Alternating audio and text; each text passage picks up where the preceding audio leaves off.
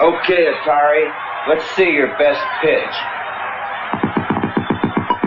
You're out, Rose! The Atari video computer system is 20 cartridges with 1,300 game variations you play on your own TV set. You can't keep me in here, Atari.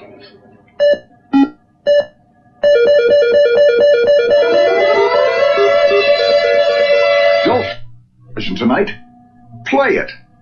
My very first experience with electronic games, if you were to consider them to be video, would be at the University of Utah.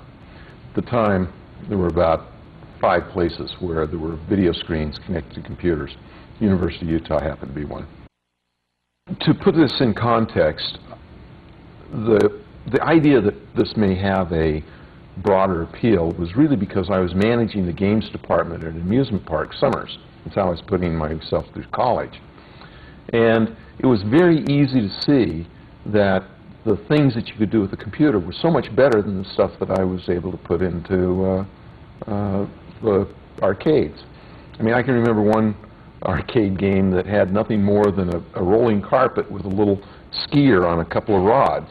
I mean, it was making big money. So, you know, you say, hey, I can do better than that.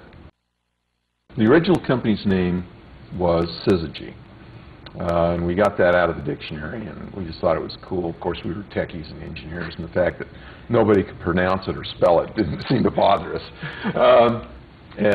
People called us Suzuki and Suzuki, and we thought that it was great. The alignment of planets in a gravitational field, you know, and all that sort of stuff. But it turned out when we went to incorporate, we started out as just a partnership. It was already taken by a candle maker in Mendocino. So we had to choose something else. Atari was on the list, and we got the name from the game of Go, which we were playing at the time. And it's a Japanese game, and if I'm about to take a group of your stones, I say Atari, which is sort of like polite warning that you were going to be engulfed. And I thought that was a great aggressive name for a company. Syzygy was started in my daughter's bedroom. Computer Space was actually done in the daughter's bedroom. I had a 3-bedroom house, and I had 2 daughters. So I just put the 2 daughters together and turned her bedroom into the lab. The first game that I did was a game called Computer Space, which was loosely patterned off of the game that Steve Russell did on the PDP-10 at MIT, which sort of went like wildfire throughout the computer environment from '69 through '70.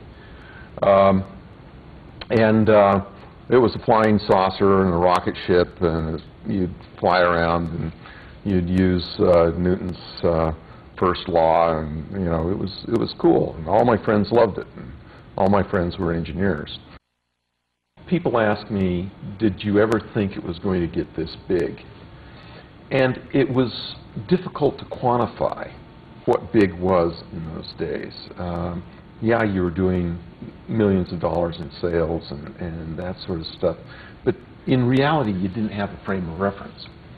But I can remember driving in one morning and seeing this parking lot, and we'd outgrown the facility, and we had cars parked up and down the street, and the parking lot was completely full and double parked.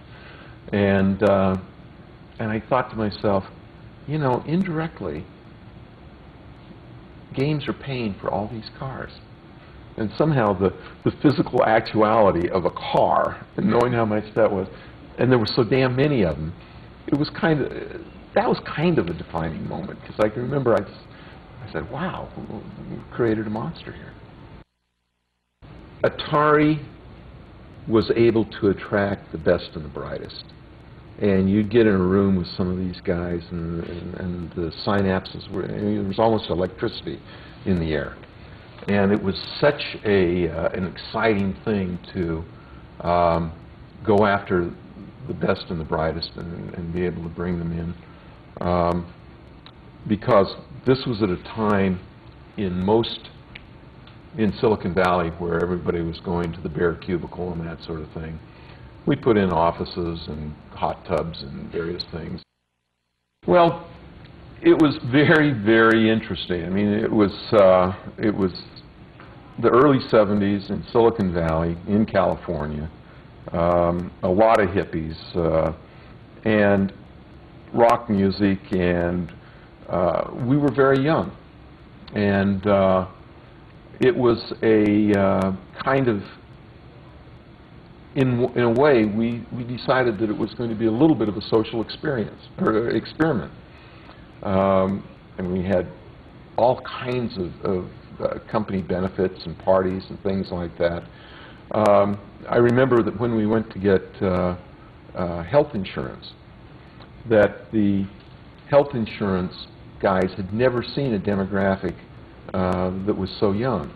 I mean, Al Alcorn was 27, I was 29, and I think the oldest guy we had was like 38, and a lot of our line workers were 17, 18, 19, and so they just never seen that kind of demographic in a company of, I think we're up to 200 employees at the time, 300, and so we got this, you know, we got dental, we got the eyeglasses, prescriptions for virtually nothing because of the statistics. But they made one mistake. They put in orthodontia. And so many of the girls on the line were young enough, they said, I've always wanted to get my teeth straightened. And so I looked out one day and the whole line was sporting new braces. Atari grew without venture capital. We didn't have a penny of venture capital until we were about 40 million in sales. And so as a result, we were constantly out of money because we were, you know, collecting money and paying. And I literally sweat every payroll because, you know, you'd say, do we have enough money in the bank for payroll? The answer was no. Who can I call up to collect some bills? You know, and it was just a fight and a push and a fight and a push. And I actually think that I wouldn't have sold Atari if I'd have just taken a vacation. But I was tired. You know, it was a fight, it was a struggle, and all of a sudden somebody comes along and offers you more money than you ever thought you were going to be worth, and you say, why not? I'd like an Atari 2600 system, please, and everything that goes with it. Everything? You sure you want everything? I want everything. Now you get a new low price, up to $30 in rebate offers, and a free pack. Is that everything? It's not everything. You can get nearly 300 different cartridges. 300? That's nothing. It's something. But it's not everything. Soon there'll be a voice module, trackball, remote control joysticks, and a computer keyboard. It's amazing. It's amazing, but it's not everything. It's not everything. Soon there'll be educational games, too. Is that everything? That's everything. For now. For now? The Atari 2600. Now get up to $30 in rebate offers plus a free pack. The mainframes were actually connected. There were 4 places in the world: MIT, Stanford, University of Utah, and the University of Minnesota. And these were not traditional television screens. These were more like big oscilloscopes. And they call them vector displays as opposed to raster displays. And they were very easy to program games which were very, very simple because you could draw vectors, but as you drew more and more of them, the refresh time would slow down and all of a sudden it'd start to flicker. So as long as you kept the number of objects you were drawing to a small number, you'd get good results. And then what Pong did in the first phase was to really bring it to the low-cost monitors that you had in your home, and because of mass production, they were cheap. As an example, a vector monitor in those days cost $15,000, and whereas you could use a TV set for $100, and that was kind of one of the metaphors that allowed it to be everywhere instead of a few specialized computer centers. When I first started out, my plan was to take a mini computer, which had just come down in price. I mean, we always thought of the very first time I thought of putting a game in an arcade. You take a $7 million computer and divide it by the number of quarters you have to put in, and the math doesn't work. And so then mini computers were $40,000 and then $30,000, and then all of a sudden across my desk came one that was under $10,000. And I said, aha, I bet I can do this. But my idea was to use one mini computer and run several displays so that I'd have more coin slots, so I could put it in amusement parks and things like that, and make enough money to amortize this $8,000, $10,000 machine. What happened was I kept running out of cycle time. The computers were just too slow to keep all the, I think we were starting out with 6, and then I went down to 5, and went down to 4. And if I went down to 3, I knew that the machine couldn't make enough money to really pay for itself. So that was kind of a watershed. So I had to get it to work with 4. And so in order to do that, I had to keep making the terminals smarter, have them do more of the work. For example, in computer space, there was star field. Well, you chewed up a lot of compute time if you calculated the star field by itself. So I just figured out a way to put random dots up, and it didn't correspond to any known galaxy, but hey, it's okay. And things like that. But I kept running out of cycle time, even on the calculating where the ships were and interrogating the joysticks and all that sort of thing. And so I basically abandoned the project.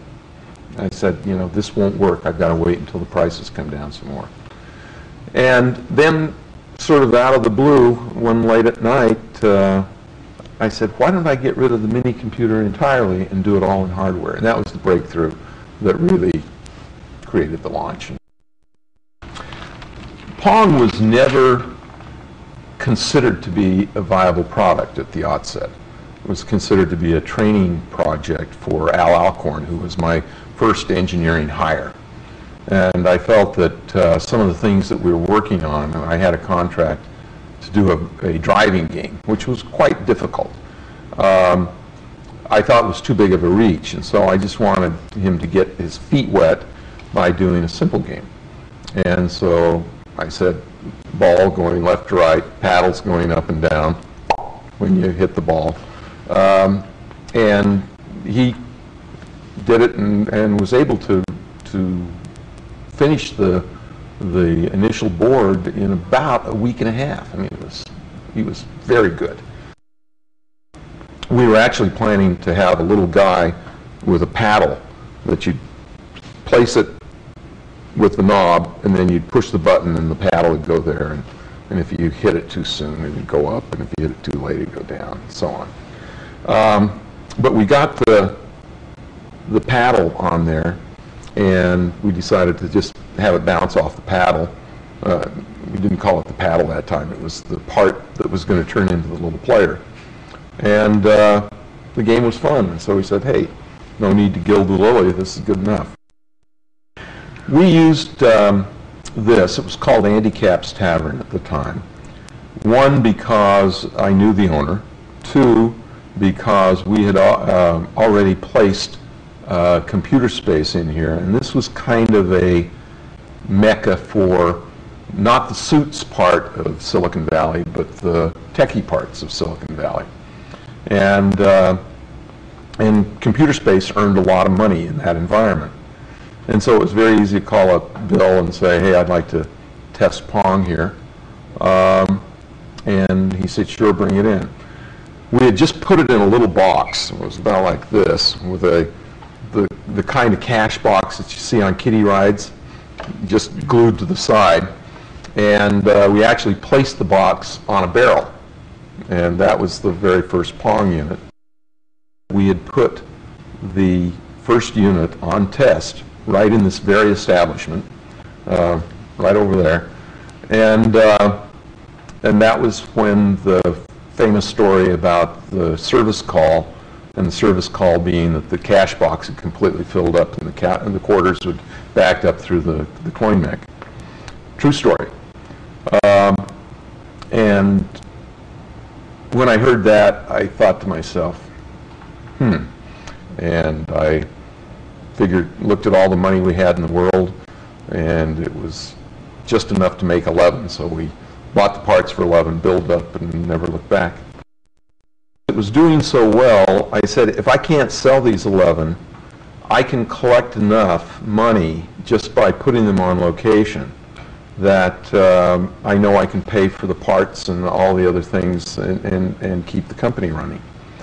And it was, very clear that you license something and you get a 5, 10, 15% royalty. Actually, with hardware, you very seldom got more than a 7% royalty. And yet there was a 50%, 60% gross margin possible. So you do a quick calculation and say, that's a better part of the business. It was a total smash hit.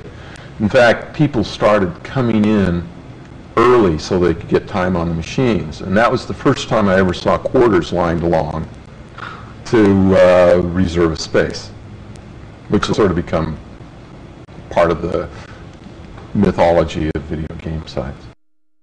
First of all, it was simple, and anyone could play, and yet it stretched you because we did the speed-up algorithm so that no matter how good you got, you will ultimately miss it. But there was another factor that happened that I think was very special, and that factor was that it became socially acceptable for a woman to ask a man to come play Pong with her. Women were very good at the game. It was something about the manual dexterity of the knob, and I think that it was a great social experience that was going on. The number of people that have told me in the last 25 years that they met their husband or wife playing Pong, it's been in the hundreds. Introducing the new Atari XE video game system, the only game system that teaches you to fly. It comes with Flight Simulator 2 and a keyboard to play many advanced computer games. But that's not all. You can pilot your Atari through hundreds of other exciting games because it also comes with a target gun and the great game Bug Hunt. And it plays the most challenging joystick games like Missile Command. The new Atari XE video game system, the only one that has it all. It turned out that if you had something about the mass of a pool ball, which of course you never have in a bar, and you hit the third bolt down on the left side of the coin mech, it would set up a harmonic vibration and you'd get a free game. And literally, whenever it's possible to cheat and get a free game, the world knows about it in about a femtosecond from the first person who discovers it. I mean, there's a network. And this is before the internet, but it's incredible. And so you hear it from the field, hey, the machines have quit earning money because people are getting games free. What are you going to do about it?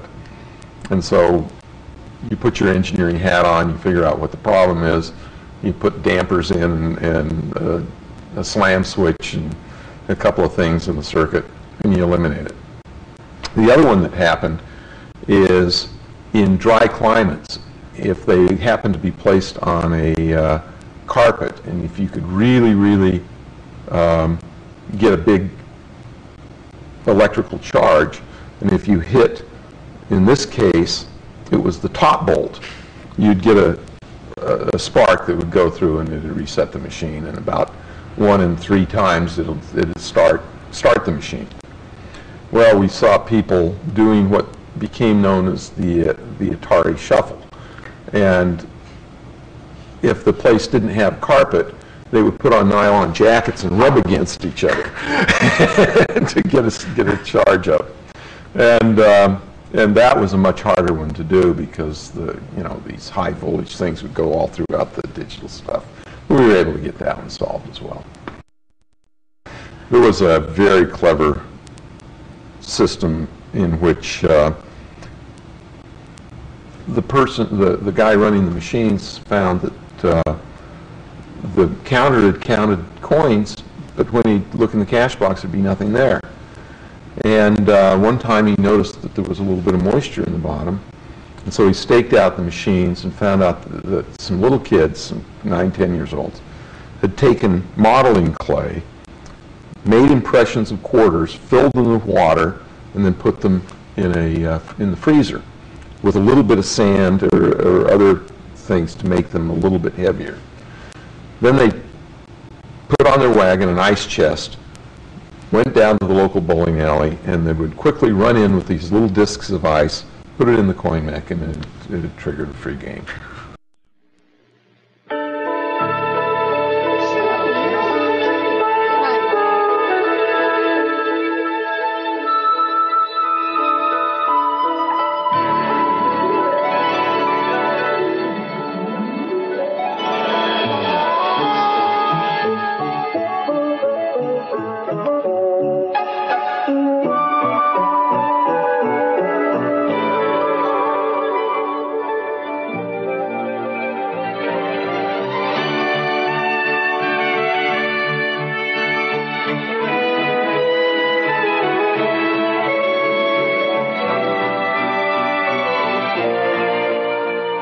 From Atari, made especially for systems from Atari. The video game that lets you help E.T. get home.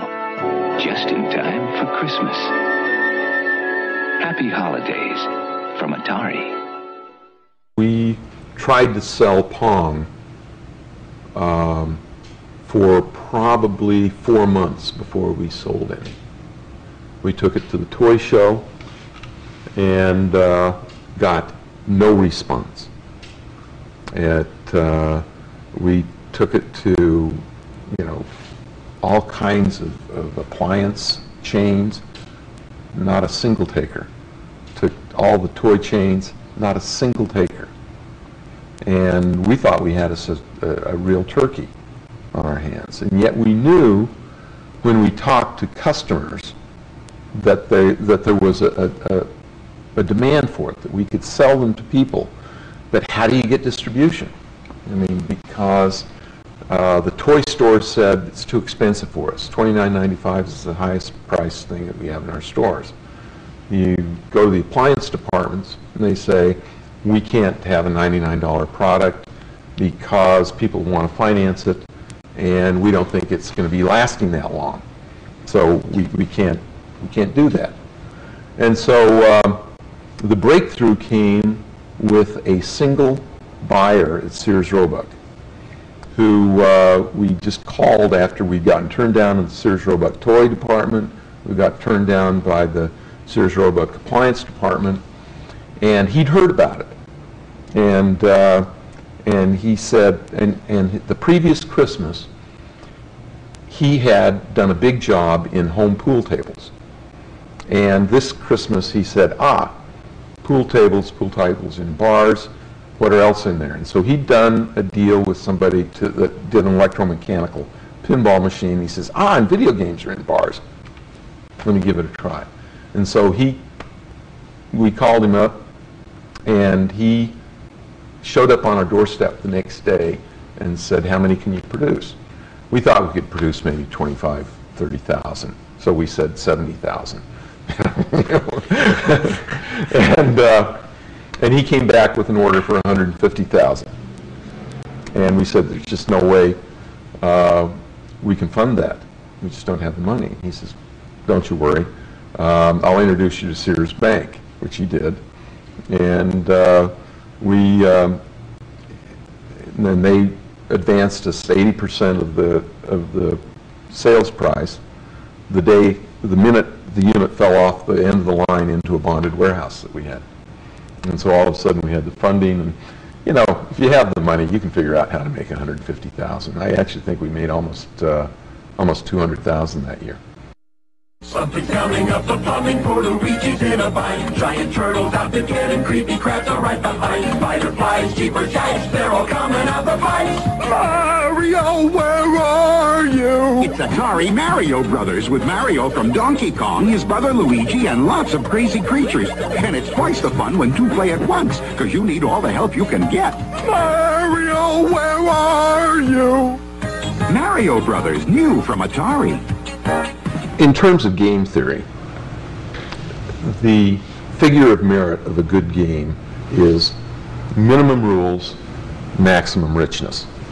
And so using that metric, war is the ultimate game because minimum rules, massive complexity, whole economies and peoples and cultures whacking it out.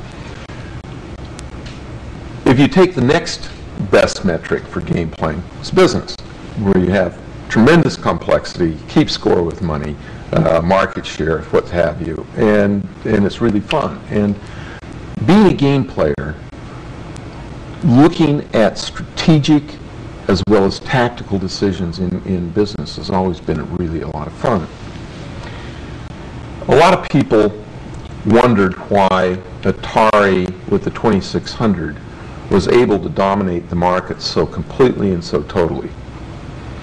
And one of the reasons was that the consumer game space required in-channel capacity, which was a relatively trick technology at that time. Used, small scale. Had to be able to do very small etchings, and so at the time there were only 5 companies in the world that could do it, that had an in-channel process. So, since we were the first, I went around and I cut deals with every one of the in-channel houses to make me the next generation custom chip for the next generation Atari 2600. And these were exclusive. And so basically I knew that if I could tie up all of them, that nobody could compete with me because there just wasn't anybody left. And so, and it was costing us like $50,000 to $100,000 a year. And I could constantly make just enough little changes that in the in-channel world where it was all LSI, any change set you back at least 3 to 6 months. And so I felt as long as I could keep this shell game going, it'd be really great. I'd have totally isolated and dominated the marketplace. Well, after I sold the company, when I was working this thing, people say, "Why are you doing this? You only need one next generation. Pick the guys that are the best, and let these guys save you $100,000." Well, you couldn't really tell them out loud that this is a blocking strategy, because business guys, particularly green eye shade people, don't get that. They don't understand that for $100,000 to get a monopoly is really a cheap price. Really a cheap price. Discover a world beyond your wildest dreams. Discover Atari. Pioneers in coin video games like Centipede, Tempest, and Asteroids that challenge you, excite you, test you like never before. Discover the Atari that opened your eyes to the world's most popular home video games like Space Invaders, Missile Command, and Warlords.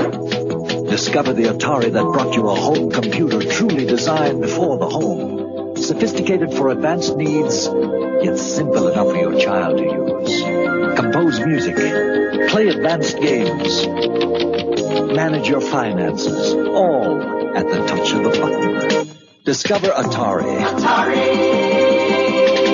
And discover how far you can go.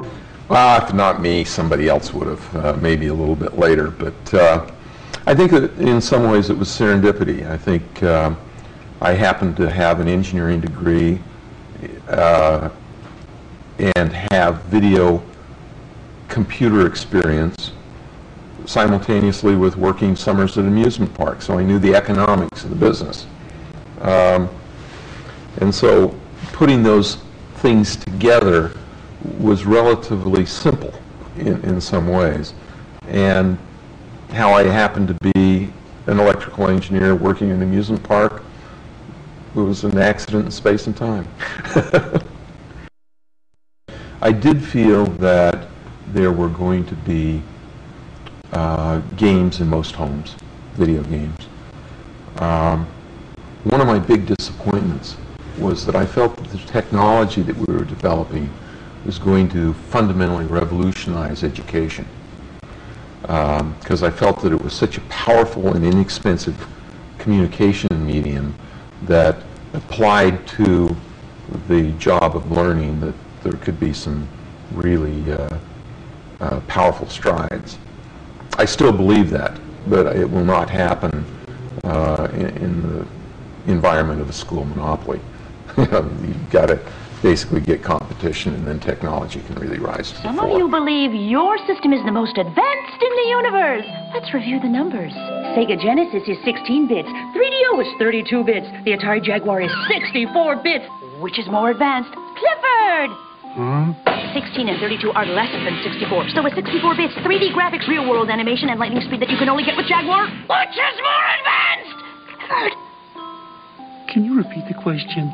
Jaguar! Jaguar! Jaguar!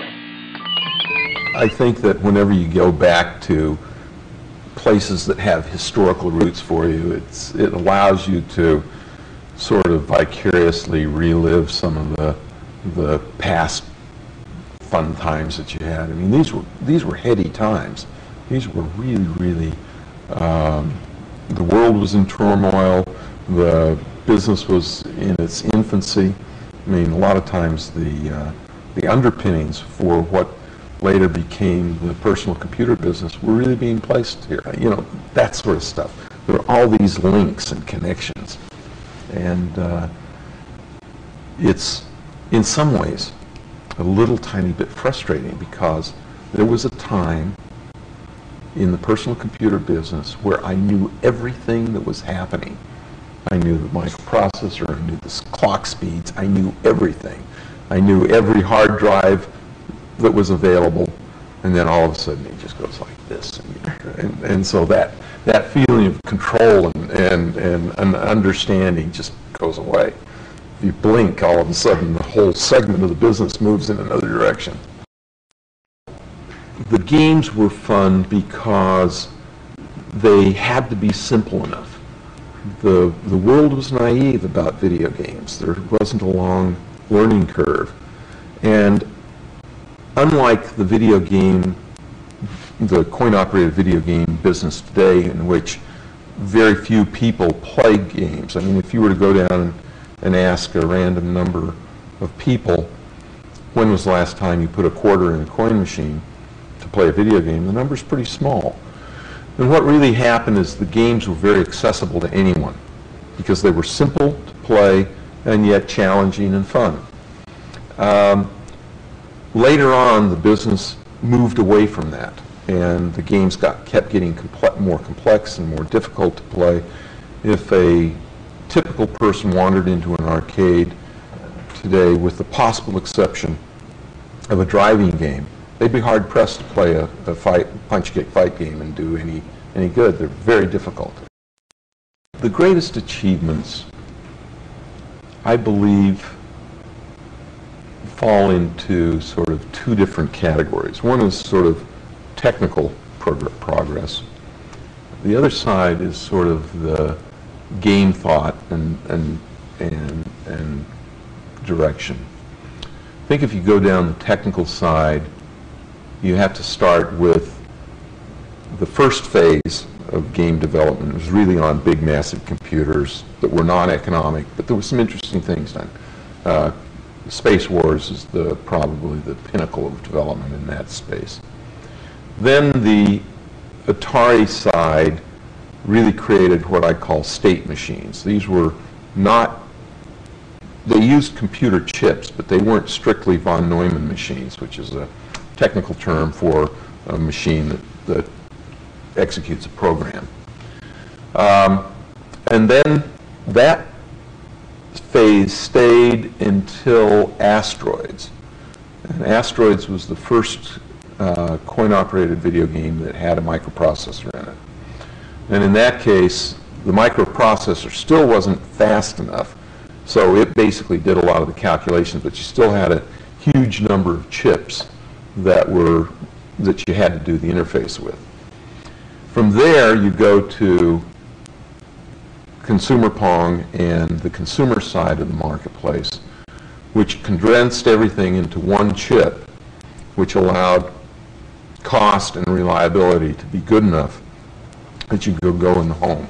So that's sort of, I think, a technical breakthrough. and then the Stella in the 2600, which worked with a microprocessor to make a reprogrammable game, and that was where the cartridge economic model was set up, which really allowed a razor blade thing, because we made very little money on the hardware, but we made a lot of money on the software, and that's sort of been the metaphor for the gaming, for the consumer game business ever since.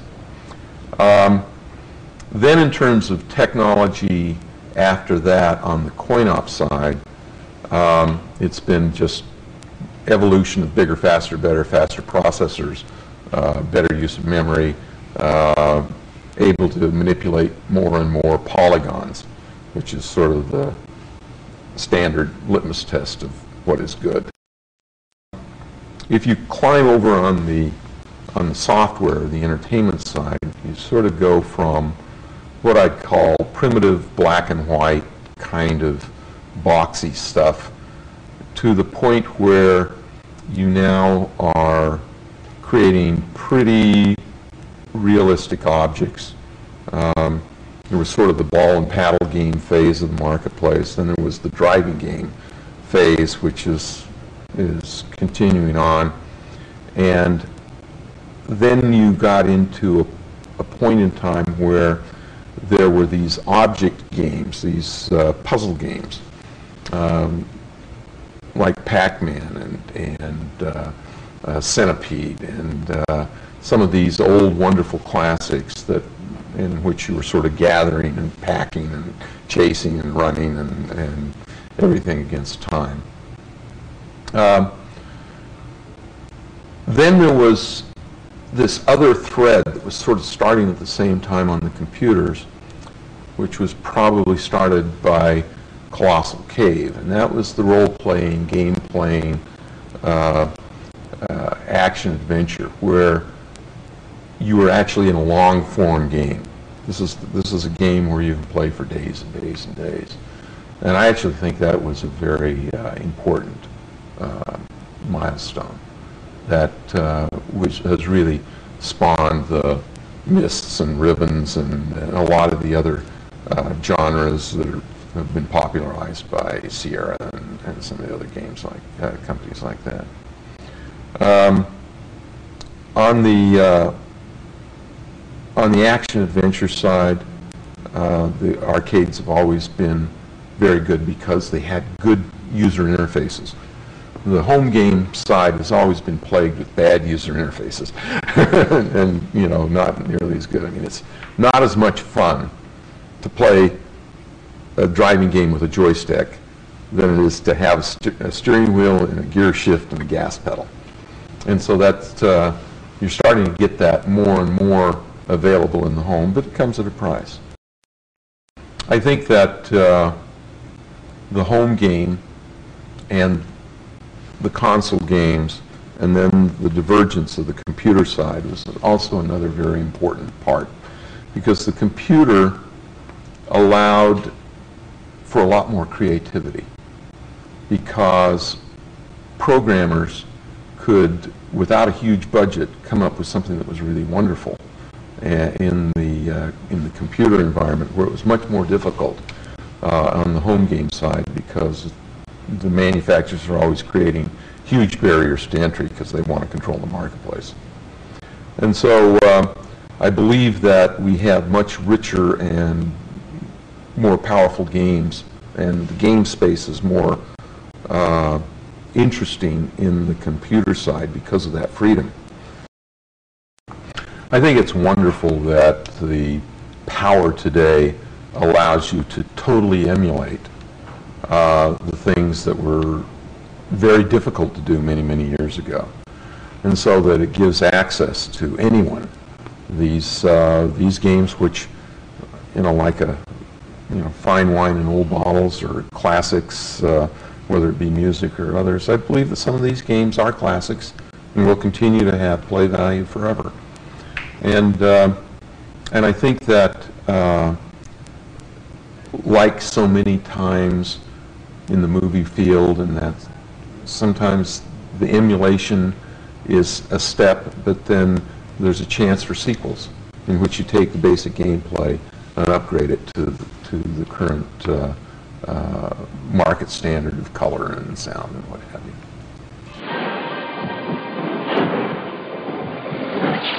Introducing Alien vs. Predator for the 64-bit Atari Jaguar. You might not want to play it alone.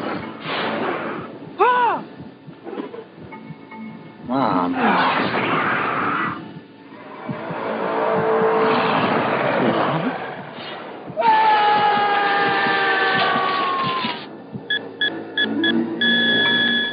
My favorite game of all time? Go. I mean, it's, I played #2 board for the University of Utah chess, and the minute I discovered Go, my fascination with chess left. And it's just a wonderfully rich and powerful game, and I still think it's one of those classics that cannot be beaten in terms of richness and excitement.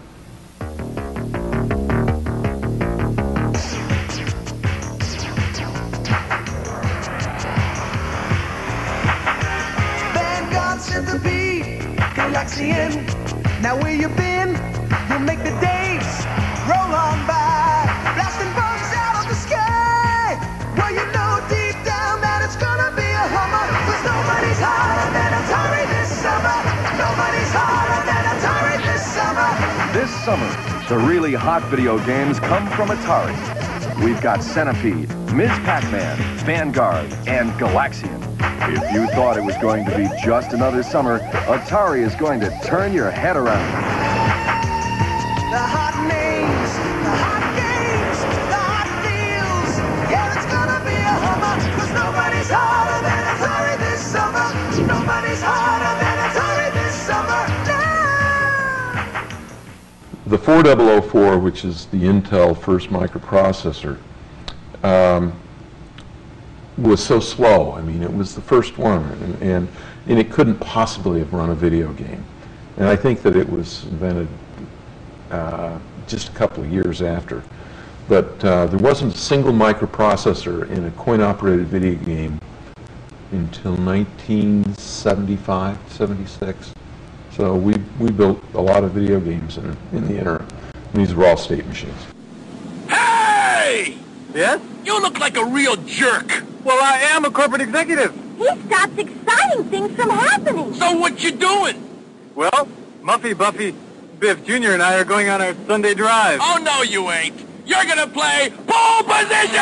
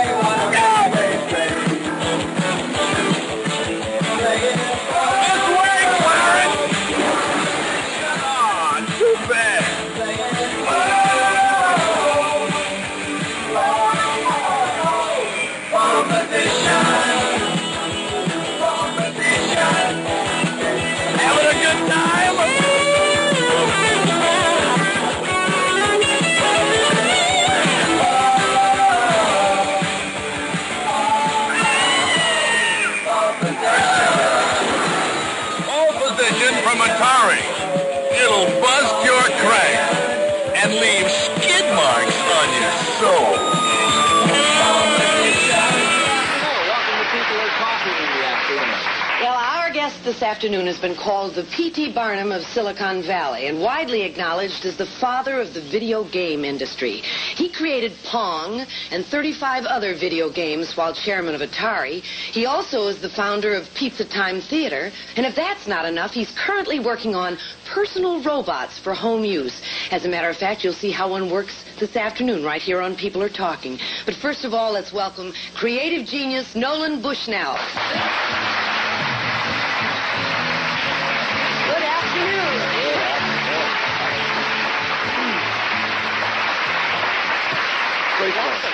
Well, welcome to People Are Talking. It's nice to have you with us, Nolan.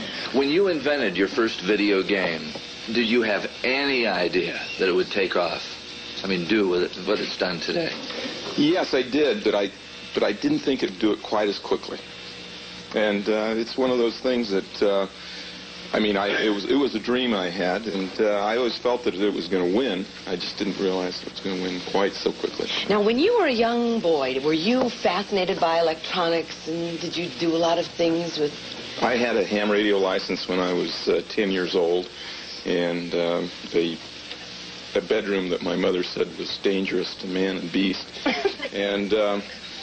And it was constantly a tinkerer's world for me, up until I discovered girls, of course. Now, the first game that then your bedroom became dangerous too? Well, we won't get into all that. But your first game that really became popular was called Pong. But that was not your first video game invention. No, the first one was called Computer Space, which was an adaptation of the Space Wars that we played in the computer labs all during all during college. What happens, computers are turned on 24 hours a day. And so some of us who really were into computers, we'd come in the wee hours of the morning, you get free computer time just because they had to be going and nobody was using them. So that's when we'd play games. And we used to play Space War and things like that. And it was just a matter of bringing that to popular prices that made Pong and all the others possible. But Computer Space, your first game, really didn't take off, really wasn't terribly successful. What was the cause of that? Well, I loved it. All my friends loved it. But all my friends were engineers. It was very difficult. You used Newton's first law. It was one of those games which was very difficult to play. It took a relatively high technical background. And so I said, the next one, everybody's going to know the rules. Ping pong, tennis. It's going to be something that you'll be able to walk up. And I realized that people didn't read the instructions. You know, nobody reads instructions. So the game almost had to be able to play itself so that people would know what was happening. So that's how Pong was born. How much money did it take, did you put into Atari to begin that company? $250. And it was... This was in 1972? Yeah, I mean, inflation has taken its toll. It costs a lot more now. But it was actually $500. I cheated a little bit because I had a partner, and he put in $250 himself. So with an initial investment of $500, you started this, and I think Newsweek or Time reported that you are now worth about $70 million. Well, I don't know. Yeah. He's being modest. Well, there's an old saying that says, figures never lie, but liars often figure. You said, the Atari, what, in 1972, are we talking about the $500 investment? No, this was actually 1970. Atari actually was started, incidentally, Atari was started by calling it syzygy. Syzygy? S-Y-Z-Y-G-Y. It's a really neat word. It's in the dictionary. It means a conjunction of planets, and there's a biological term for it as well. But it was a game, it was hard to pronounce, and some other company had taken it. So the time we incorporated, we had to change it to Atari. So Atari means what? Well, it's from the game of Go, which is a polite way of saying that you're about to be engulfed. It's a garde term, saying to your opponent, hey, I made a move, you better do something about it or I'm going to take your men. I see. I thought it was a nice thing to call a company. Suitably aggressive. Well, yeah, it is a wonderful name. A lot of people have some objections, Nolan, to computer games for their children. They think that maybe they're not real good for kids. Have you heard those? Well, of course. You've got to understand that there are always those people who are very, very afraid of the future. And will do everything they can. I mean, the Middle Ages had the people who really wanted to burn books. They felt that books were changing the way of life, the old values. And the computer phobia, which is real, it has taken a certain scapegoat in the video game. A lot of people don't realize that video games are really the training wheels of computer literacy, and they haven't made that connection. Mother comes home from, or Johnny comes home from school, and Mother says, you quit playing those video games, you know, you're spending all your lunch money, da-da-da-da-da-da. Then the next day he comes home and he says, Mom, I know how to program a computer at school. And she says, my son's so smart. Here he's never seen a computer before, and in one day he learns how to program.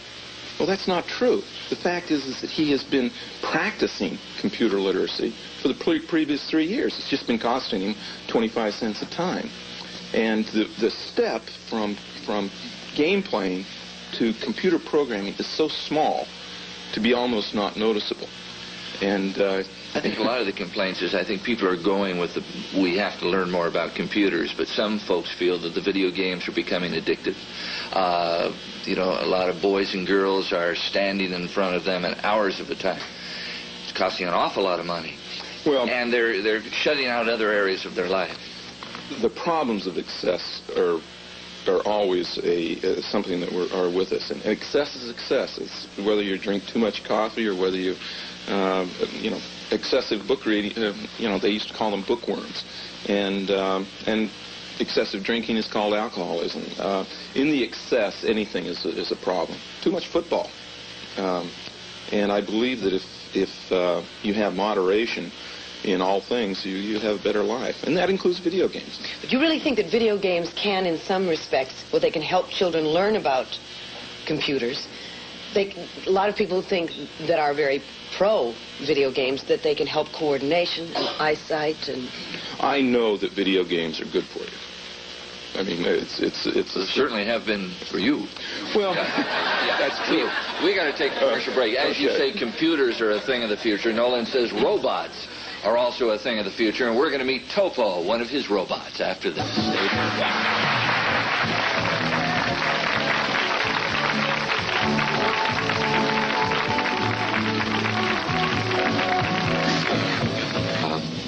Not robots, but like figures that sing and dance, kind of an audiotronics, and it's part of your Pizza Time Theater. Let's show King, who is a large, well, let's show it and then we'll come back. Sings like Elvis. This is what you would find at a Pizza Time Theater. Only Atari makes the world's most popular home video games. The only Space Invaders. The only Asteroids. The only Pac-Man. The only Missile Command. And soon, the only Defender.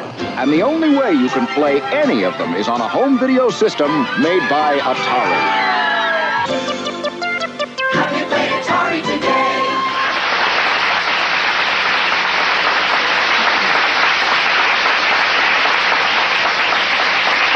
After Atari and all, you open up pizza parlors, in essence, and you put, what gave you the idea to put entertainment like that in there?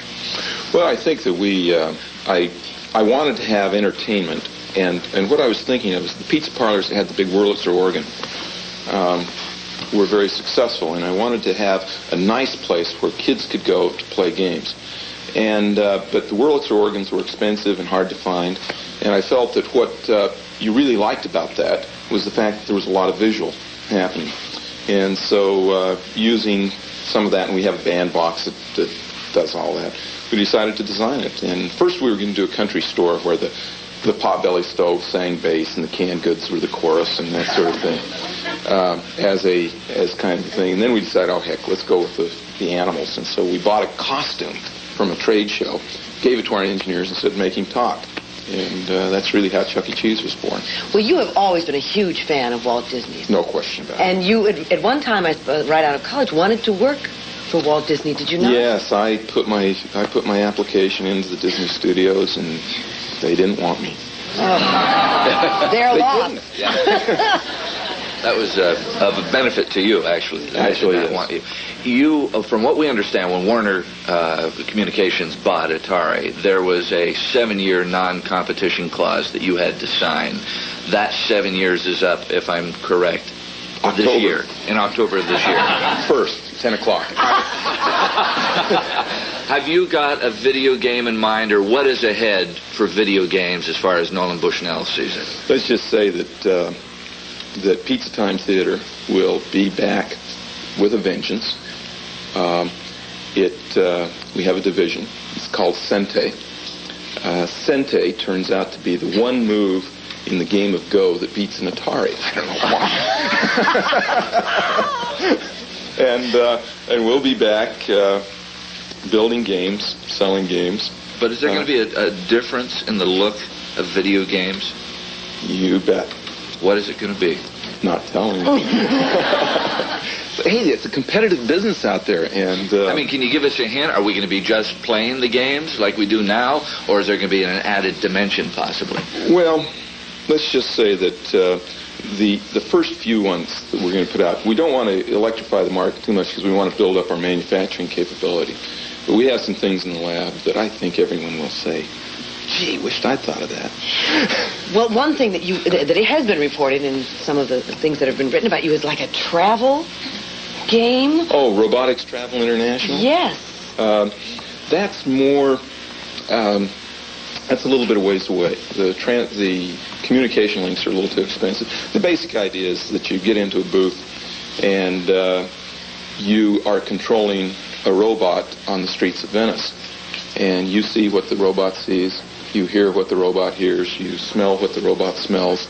You can go into a shop and by using your Robotics Travel International credit card, charge items in the local shops and have them sent home. So that for the without jet lag, without having to spend a lot of money on an expensive hotel, you will have 80% of the experience of international travel. Isn't that incredible? Do you have time to sleep at night?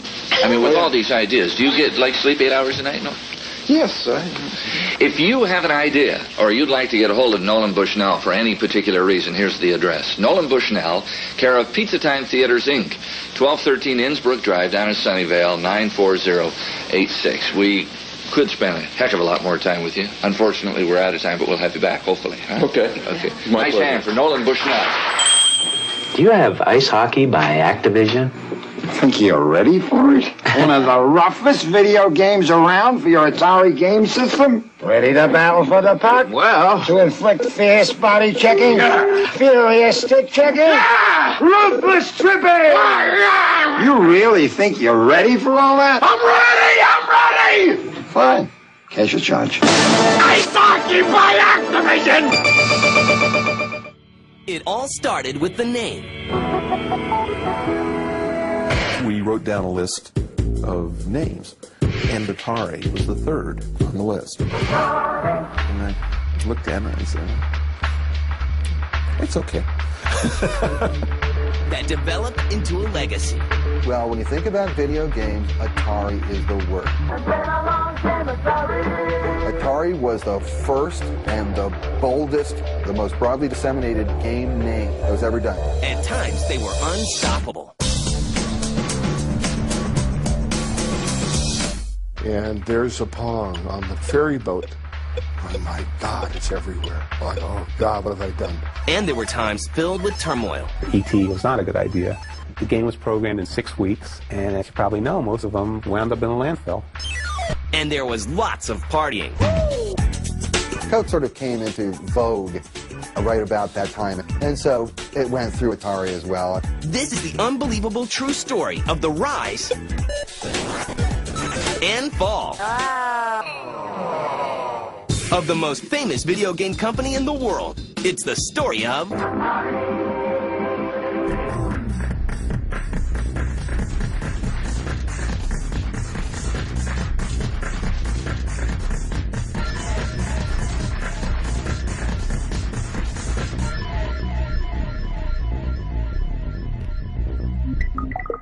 In the late 60s, an unknown industry begins to evolve.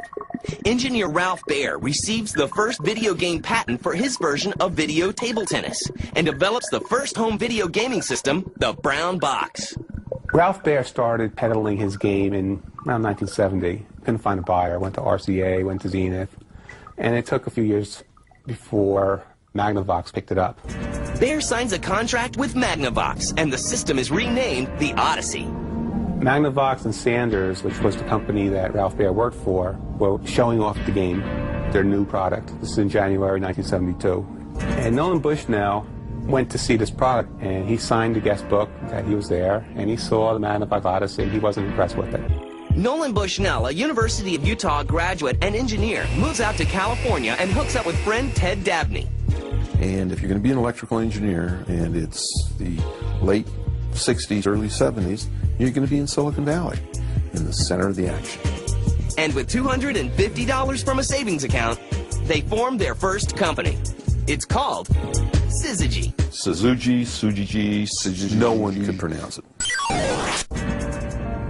In 1971, technology isn't exactly peaking. One of the first uses of the computer video screen, somebody programmed a game called Space War. But Syzygy still manages to develop their very first coin-operated video game called Computer Space.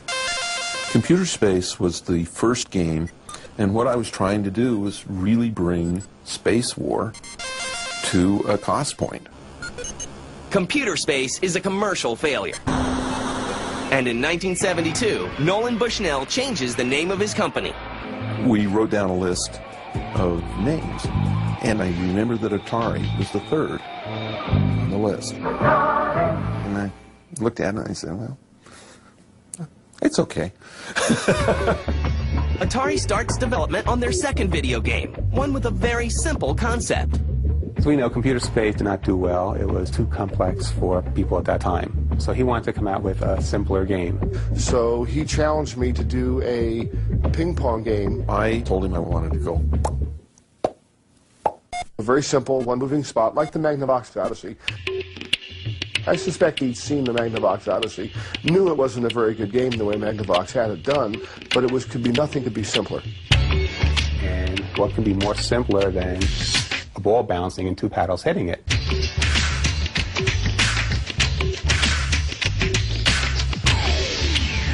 And the title is just like the game.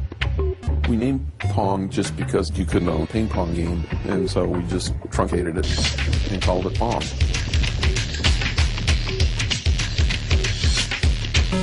Well, Nolan, gee, well, let's put it in a box. And we put it with a coin mech on the side of the box, very simple. I went to Walgreens, got a black and white TV, made a monitor out of it, and put it in the Andy Cap's Tavern, one of our locations, over the weekend to see what would happen. And the rest is history. It took off. But before Atari can begin celebrating, they're slapped with a lawsuit. Magnavox went around showing this toy before they put it on the market in very closed sessions. And Nolan Bushnell attended one of those closed sessions and beat everyone to market by a few months with Pong. So Magnavox sued Atari and Nolan Bushnell, and they proved that Nolan Bushnell was at this meeting in Burlingame, California, and he did sign his book and his guest book, and he did see a video game of table tennis before it came out. So they settled out of court, and what they settled for, I think, was Atari got the rights to video games for $100,000. That was it. And then they made a killing after that. Pong becomes a nationwide phenomenon. Soon after, Ted Dabney decides to move on and sells his share of the company to Bushnell. Although copycats are popping up everywhere, by the end of 1972, Atari still reports earnings of $3.2 million, thanks to the success of Pong. And Nolan Bushnell moves forward with another idea. But then it came time to do consumer Pong. And everyone says, well, you know, boy, what a great idea. So I figured, okay, I'll do consumer Pong. I'll show them. We'll see how far we get with this thing. We'll bankrupt the company. Because, I mean, how are we going to do? How could we launch a consumer product with nothing? We had no backing, no equity, no. He's crazy. I remember the day we got the consumer chip to work, and it felt like a dog chasing a car. You caught it. Now what do you do with it? Well, you try and sell it. So we called Chicago, Sears Tower, cold call, and got Tom Quinn, the buyer, the right guy, and he was there in 3 days, and thank God for Tom Quinn, and we were in the consumer business. Sears signs on as an exclusive distributor for Home Pong, and it flies off the shelves. Atari reaches $40 million in sales, $3 million in profits, and Pong is out of control, selling more than 150,000 units. Atari owns the video game industry with their home version of Pong, but competition, wild parties, and Bushnell's departure will soon become a major part of this company's history. Atari Atari presents its newest star. Vanguard. Just like the arcade 6 zone. Let me show them the mountain zone. Hey, check it out. Get the energy pods. So long, Harley Rockets. Hey, the rainbow zone is my turf. You can shoot in 4 directions. All right. I'll just breeze to the stripe zone. The wall. The wall. Yeah. But fellas, who destroys the gun? Luther destroys the gun. Vanguard is here, only from Atari.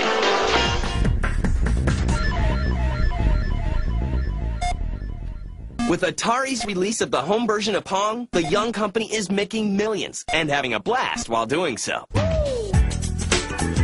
We had this camaraderie that it was us young guys, and remember, this was just after the 60s, so the age of Aquarius, don't trust anyone over 30. People came to work whenever they wanted, and they picked what topic they were going to do games on. People would sit around, literally get stoned, and start brainstorming ideas for games and things like that. It was very much a part of the creative process. So pretty much were doing what they wanted, okay? And it worked because these games were labors of love for a lot of the programmers. MRB was a marijuana review board, and that was like our open code for, okay, let's go get high. It was also a time where we didn't worry that much about legal liability. You know, getting drunk and going home and, you know, I mean, almost everybody went home with everybody else. Sexual harassment or things like that wasn't an issue. As time went on and as more and more money came into the environment, the class and quality of the drugs tended to increase substantially. Coke sort of came into vogue right about that time anyway, and so it went through Atari as well. Experiencing a cash flow problem for the upcoming Christmas season, Nolan sells Atari to Warner Communications in 1976 for $28 million. Yeah, a lot of people don't realize that when you have a successful company, that a growing company actually consumes cash. You can very seldom throw off cash fast enough to grow as fast as you want to. So it was either take the company public or sell it to somebody with really deep pockets. When Warner bought us in late 1976, I couldn't believe it, and all of a sudden there was real money in the bank. Wow, this actually did work. But now that Atari has sold its soul to Warner, things inside the company begin to drastically change. When Warner Communications took over, all of a sudden it became this big corporation. This is the way you're going to work. You have to wear suits. You have to come at this time. You have to leave at this time. Atari, under Nolan Bushnell, its motto was innovative leisure. Under Warner, it was, we're the Atari VCS company. And that's a big difference. With a change in atmosphere, Atari goes on to develop Stella, a prototype console that accepts cartridges. It's Atari's response to Fairchild's programmable Channel F home video game system. So there were a lot of arcade games out there, particularly Atari arcade games. And what they wanted to do, one of their marketing strategies was, let's take these successful arcade games into the home and sell home versions. What Atari had that the other companies didn't have was this stock of arcade titles that they were able to use. In 1977, Atari releases the VCS, later to be renamed the 2600, with a retail price of $200 and a library of 9 games. So we introduced it, and you could just feel it in the air. The product was so revolutionary, everybody knew it. It felt great. Atari enjoys strong sales in 1978 and a fantastic holiday season, and releases more games like Outlaw, Space War, and the fan favorite, Breakout. Breakout. There'll be a new wall come up. I break out that entire wall, a new wall comes up. And you can just keep playing into infinity. Internally, however, Atari is at odds. And the man that formed the company decides to leave. There were so many vulnerabilities that the company had, and it seemed like nobody at Warner was aware of them. And I felt that if they were bound and determined to go down these foolish roads, then I didn't want to do it.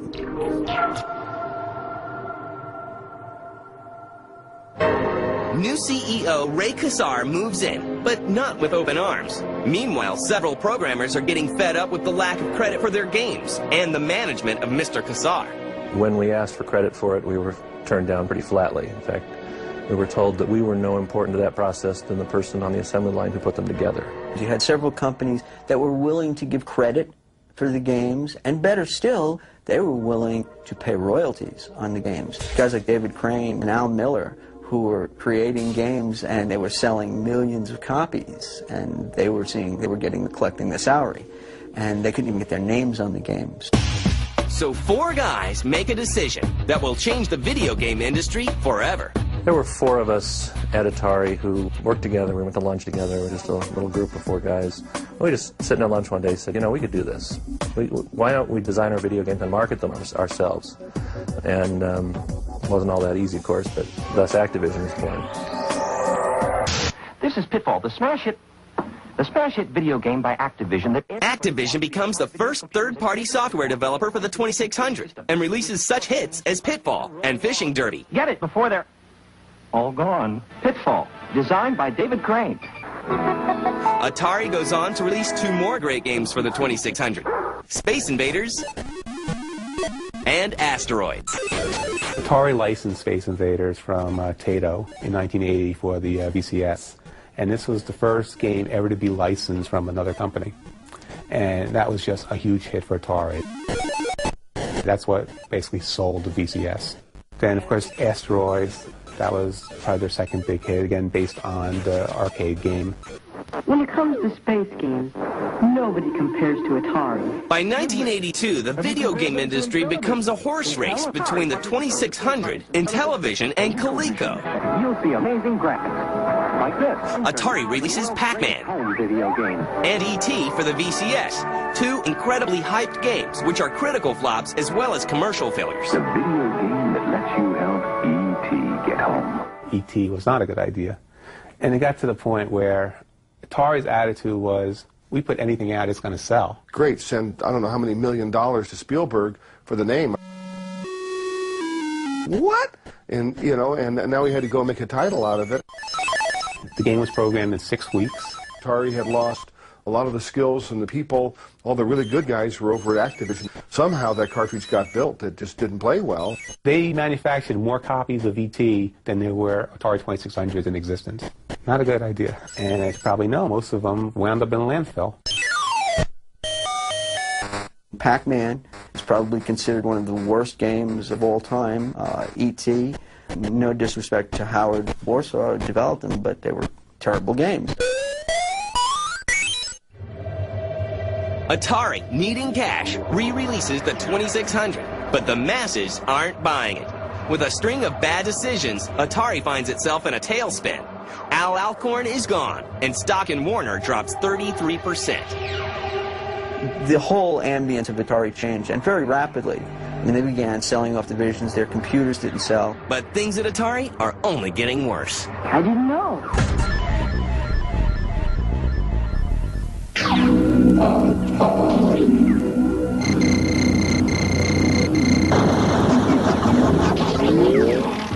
Hit me, Atari. Sorry, Miss Channing. You gonna slam dunk me, Atari? The Atari video computer system is 20 cartridges with 1,300 game variations you play on your own TV set. Don't watch television tonight. Play it. Miss Pac-Man? This means plays only on the Atari 5200 Super System. And now... In 1982, Atari introduces the 5200 to the gaming public. Now you're talking. And it bombs. Atari came out with the 5200, which was really developed as a competition for Intellivision. Look at Atari basketball and Intellivision. I think Intellivision plays much more like real basketball. If you think ColecoVision plays all Atari cartridges... By the time it was released, it was competition for the ColecoVision. And we bring the arcade experience home. But I think the ColecoVision games were better. They looked truer to the real games. Of course, when the 2600's lifespan ran out and they had to go to the 5200, the American consumer went, wait a minute, I've had the same record player for 25 years. I've had the same television set. 25 years. Why are you suddenly telling me now that after like 4 years, 5 years, I've got to trade in this game system for a whole new game system? This is a very difficult concept to get across. Christmas '83 sees a glut of inferior games, and 600 Atari employees are laid off. But the scrappy company's not giving up just yet. In 1984, they announced the release of the 7800 and promised more 2600 games with improved graphics and sound. Unfortunately, the improved 2600 games are never released, and Atari ends up selling their home video game division to former Commodore CEO Jack Tramiel. Jack Tramiel, actually, he ruined Atari. He wanted to make Atari a computer company, no more games. The 7800 was announced but never released. The warehouses were full of them, but he wanted nothing to do with them. Atari, power without the price. In 1985, Nintendo shows up, and Atari misses a huge opportunity. When Nintendo came out with the NES, they were afraid of Atari because Atari had global dominance. Atari meant video games at the time. So they approached Atari to give Atari the rights to the NES outside Japan. Atari didn't take it. Then Nintendo took over. So Atari decides, well, we have all this warehouse full of 2600s, 7800s, let's sell them. Discover a world beyond your wildest dreams. So their heart really wasn't into games. They just had the games, let's try to make some money on it. The release of the 7800 is sloppy. Few stores carry it, and the system fails. In 1988, Atari makes a shocking decision and rehires Bushnell with hopes that using his name will increase sales. Well, you know, remember, I was just a consultant. I just did a couple of projects for him, and I had a creative team, and in some ways, Atari was so over at the time, you know, in terms of being on the cutting edge, that it was nostalgic, but it was not rewarding. I like Lynx, the screen is bigger. I like Lynx, more can play at the same time. In 1989, Atari goes head-to-head with Nintendo once again and releases the Lynx, their first portable video game system, against Nintendo's Game Boy. I like Game Boy. The Lynx is more expensive and heavier. And Nintendo ends up the holiday winner. 1991 marks the last year Atari will see a solid profit from operations. Nintendo reinvented the world. Nintendo showed that people still wanted entertainment, they still wanted fun, and they still wanted games. But Atari isn't giving up. They released the Jaguar, a system with a CD-ROM attachment, Pro Controller, and some marquee titles like Primal Rage and NBA Jam Tournament. But it's too little, too late. They announced they will merge with hardware manufacturer JTS and discontinue supporting the Jaguar. Atari Jaguar. Suddenly, nothing else seems fun anymore. Hasbro Interactive bought Atari for $5 million. It was the beginning of the retro craze. They started releasing all the old Atari games, but in updated versions of it. And unfortunately, they didn't do a good job. In 2001, French-owned Infogrames purchases Hasbro Interactive, obtaining the Atari name in the process. Atari means so much to people who grew up in that age. Atari is video games. You see the Atari logo, it means something. To younger people today who might buy an Atari game, it's just a name on a box. They have no idea what it means. Regardless of where Atari is today, people around the world will always remember it for what it was and what it began. Oh, I think it was wonderful. My experience with Atari were one of the greatest times of my life because the people were fun, the challenges were fun.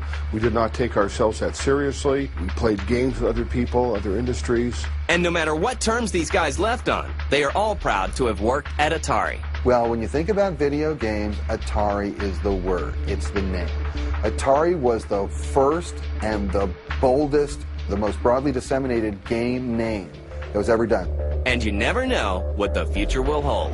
Now, Infogrames taking the Atari name, and I think they're disassociating it from the entire catalog they have, and they're releasing brand new games with the Atari logo. which is nice that Atari is now a new company again, which is what it was in the beginning.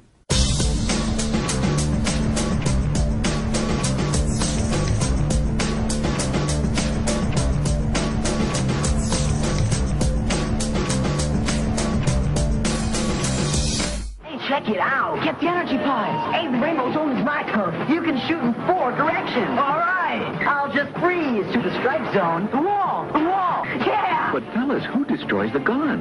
Luther destroys the gun.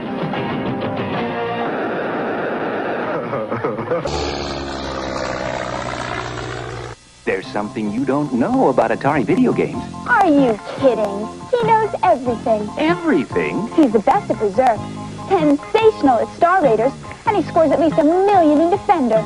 At least. But do you know you can get an Atari video game cartridge free? Buy 2 of these great hits, and Atari will send you any one of these great games free. He didn't know that. Yes, I did. No, you didn't. Yes, I did. No, you didn't. No, I didn't. Buy 2 now. Get 1 free. Atari was, I think, the epitome of the 70s Silicon Valley company. I mean, we sort of defined that kind of a lifestyle of not wearing suit and ties and still doing serious business, making money, a less regimented approach, and we treated our people very well because we realized that our assets went home every night. We didn't care when they went to work. If they wanted to come in at noon and leave at midnight, that was okay. It was all about a true meritocracy. You want to be successful. The single most important thing that you have to be is a doer.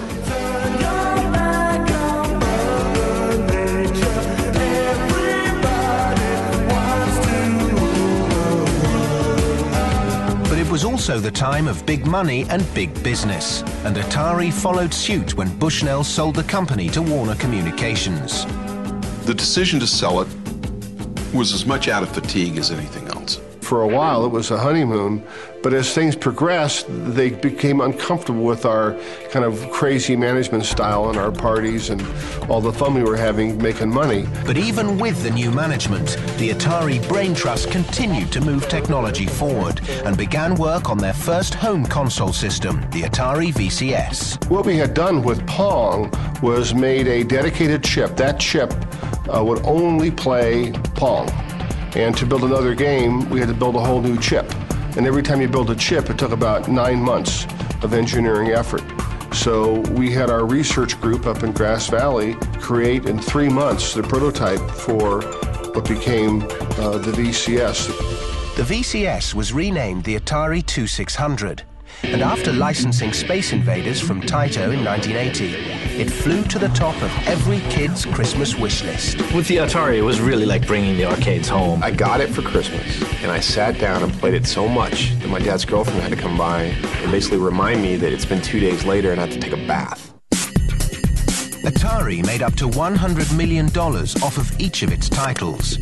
But the new corporate environment of Atari was slowly crushing the artistic foundation upon which it was built. It's really interesting. There became a lot of anger between Atari management, especially after it was taken over by Warner, and the programmers, because you get paid $16,000 to $20,000 a year and you'd make the games all by yourself. And as these games became more and more profitable, there started to be a feeling among the game designers of why aren't we getting credit? I'm afraid of empowering people. You know, I believe that people deserve their value in the marketplace.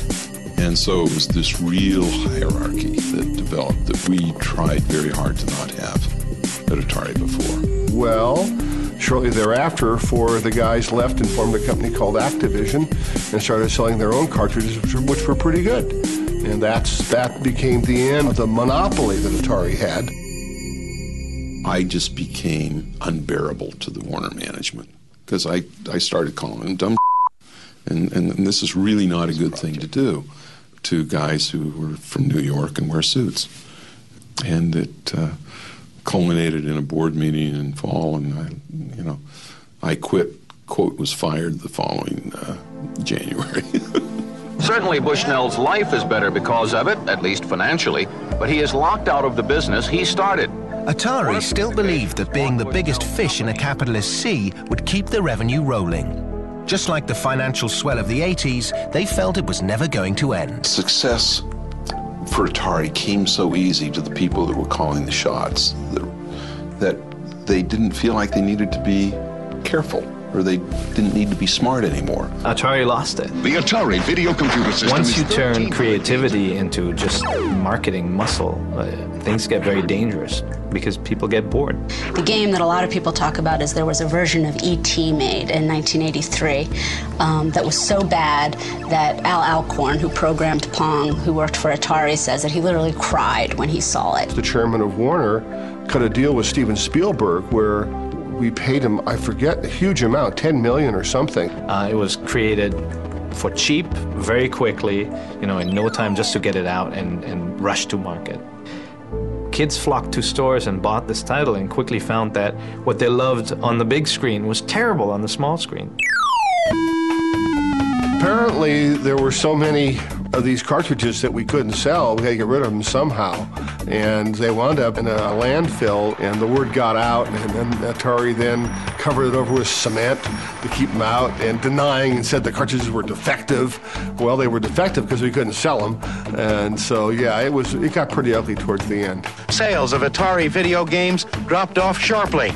Somehow, Atari products... 1983 was the year of the great crash. In the late 70s, basically, when you talk to people who are making games at that point, they will say that making a game, you basically threw a game up in the air and you just waited for the money to fall down. So what you saw is that everybody tried to get in the market. You had so many competitors, you had dozens and dozens of companies. Public was deluged with games, and so many of them were so bad that it just turned the public off entirely to the medium. No matter how great the graphics sounds are, still there's something a little bit boring right now about shooting a Martian or something. The big crash. Not since 1929 has an industry fallen so far, so fast. The victim of oversaturation and changing... In the end, the lack of quality games for the 2600 and the influx of games on home computers were too much. The gaming industry had matured into a legitimate business, but like any business, it was boom or bust. If you don't obsolete yourself, somebody else will. And then Atari did die a sudden and painful and loud death, but I knew it was dead for me in 1981. It just took till 1983 for it to catch up with them and happen. Stupid. I made more money shorting Warner stock, because I saw it coming, than I did on selling the company. No, that's a lie. But I did pretty well on shorting their stock, not more than. Star Wars. It's great in the arcade. Whoa! TIE fighters! Fireballs! Coming right at me! Watch the laser towers. Aim for the tops. Pick on the cutouts. Use the force. They're coming too fast! It's late! It's late! My shields are gone! All right! I'm going in! Oh, some game, huh? Some game! In a galaxy of video games, there is only one. Star Wars, the